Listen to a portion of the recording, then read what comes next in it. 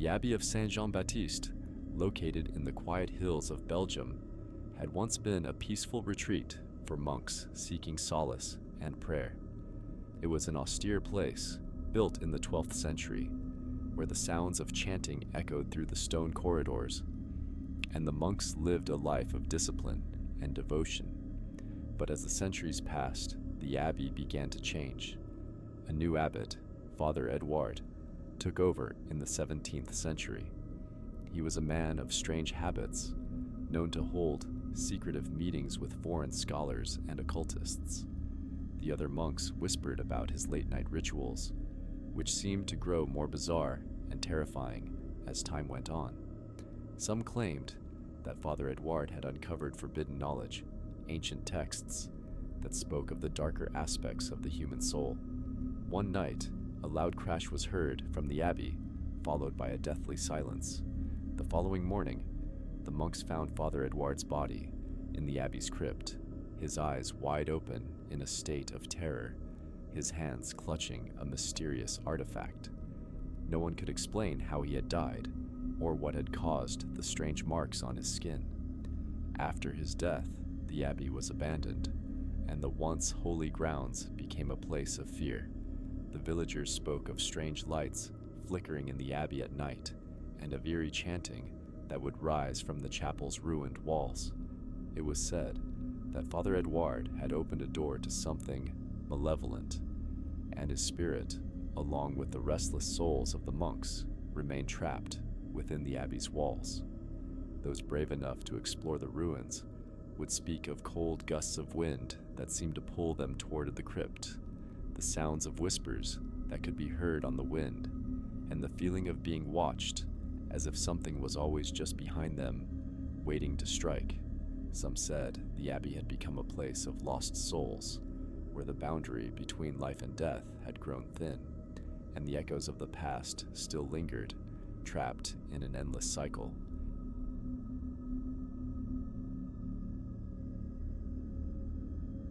Tucked away in the rolling hills of Tuscany, there stood a grand villa known as Villa di Colpo.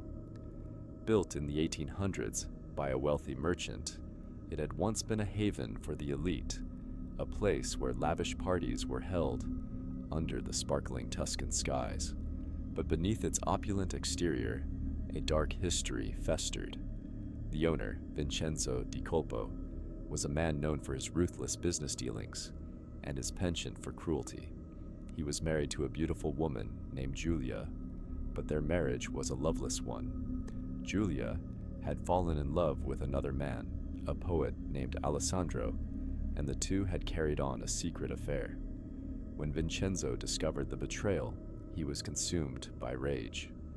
In a fit of jealousy, Vincenzo locked Giulia and Alessandro in a room deep within the villa, starving them to death as a form of punishment. The once beautiful woman and her lover perished in that dark chamber, their bodies found weeks later in a state of horror, their faces contorted in pain. Years later, Vincenzo himself died under mysterious circumstances, his body found at the foot of the villa's grand staircase, blood staining the marble floors. No one ever figured out how he had died, but the rumors were rampant. Some said he had been haunted by the vengeful spirits of Giulia and Alessandro. Others claimed that he had been driven mad by guilt. Now, the villa stands empty, its windows broken, its walls crumbling, but the locals know better than to approach it. On quiet nights, they say you can hear faint whispers carried by the wind, and the faint sound of footsteps echoing through the halls. Some say they have seen a shadowy figure watching them from the window, a woman in a long flowing dress, with hollow eyes filled with sorrow and vengeance. Those who venture too close report strange sensations, like hands brushing against their skin, or an overwhelming feeling of guilt that seems to seep into their very bones. It's as if the house itself has become a prison for those who were wronged, a place where guilt and revenge continue to linger, feeding on the souls of the living.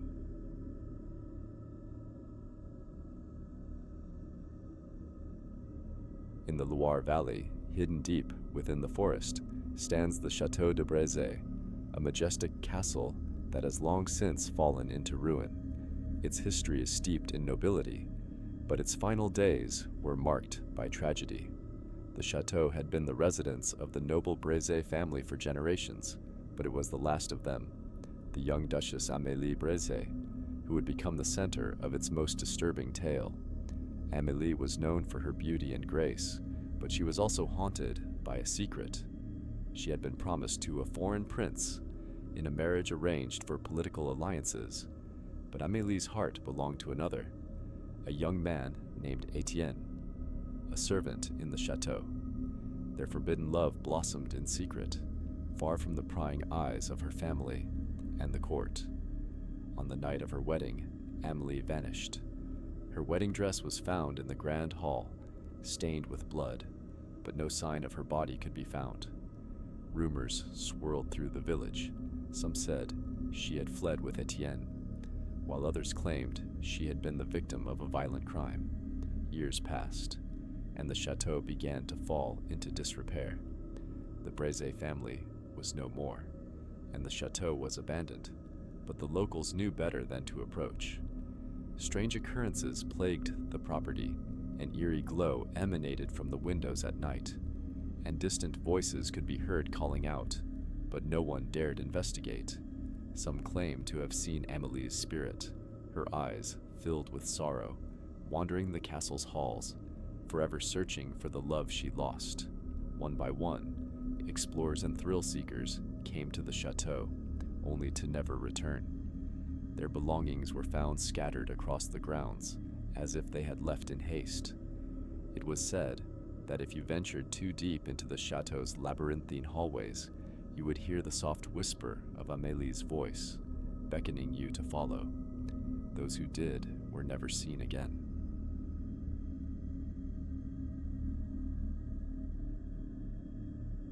In the dense Carpathian mountains, nestled between twisted trees and fog-covered hills, stood a mansion forgotten by time. The locals called it Castelul Umbre, the Castle of Shadows. Built in the 17th century, this manor had once been a symbol of wealth and influence, a home to a noble family who ruled the surrounding lands. Its walls were thick with centuries of history, and its halls echoed with the laughter and music of a time long gone. However, as the years passed, the family began to unravel. The patriarch, Lord Marius Dracula, was known to dabble in the occult, seeking immortality through forbidden rituals. His obsession grew, and his sanity began to slip. The once grand gatherings turned into eerie seances, and the servants whispered of strange occurrences at night, lights flickering, furniture moving, and cold drafts sweeping through rooms that should have been sealed. One fateful evening, during a full moon, Lord Dracula disappeared. His wife, Isabella, was found in the garden, her face frozen in terror, as if she had witnessed something beyond comprehension. The manor fell into disrepair soon after, and the villagers abandoned it, fearing the curse that seemed to have settled upon the estate. The manor remained abandoned for nearly a century. Many people tried to explore the crumbling halls, but none returned. Some spoke of ghostly apparitions, figures in tattered clothing, walking the halls at night, a woman's voice crying out for help, and strange markings appearing on the walls. Some said that Lord Dracula's search for immortality had succeeded, but not in the way he had hoped. He had become something else, an eternal presence, bound to the manor for all eternity. Those who dared approach the mansion could hear whispers in the wind, like the distant murmurs of an unseen presence. They said that if you lingered long enough, you would feel a cold hand on your shoulder or see fleeting shadows in the corners of your vision, a sign that the Lord of the Manor was still watching, still searching for someone to share his eternal fate.